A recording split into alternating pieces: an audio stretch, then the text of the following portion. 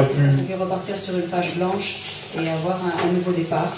Et nous avons été quelque peu trahis par nos institutions suite à une parodie d'élection qui a vu la succession du fils Omar Bongo, aujourd'hui à la tête de notre pays.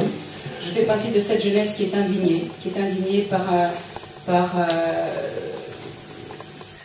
les mesures prises par nos institutions, indignée par les mesures prises par le régime actuel, par les nombreuses violations aux droits fondamentaux, indignée parce qu'il y a tellement de choses à faire et qu'en réalité le Gabon n'est pas un pays où chaque Gabonais compte. Vraisemblablement, il y a un clan qui s'assure de préserver ses intérêts au détriment de l'intérêt général.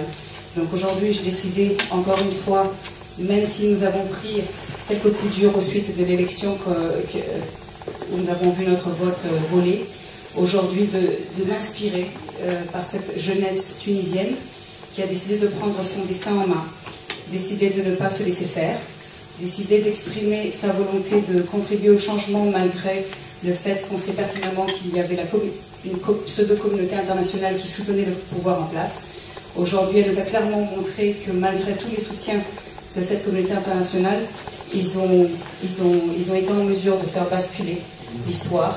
Et j'appelle de tout mon cœur que l'exemple tunisien puisse inspirer d'autres jeunes qui aujourd'hui sont en train de se soulever ailleurs.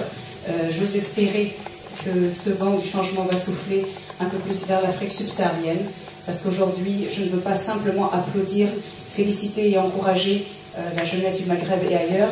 J'aimerais voir mes frères et sœurs aussi s'indigner, prendre leur courage à deux mains et qu'ensemble, on prenne notre destin en main. Merci.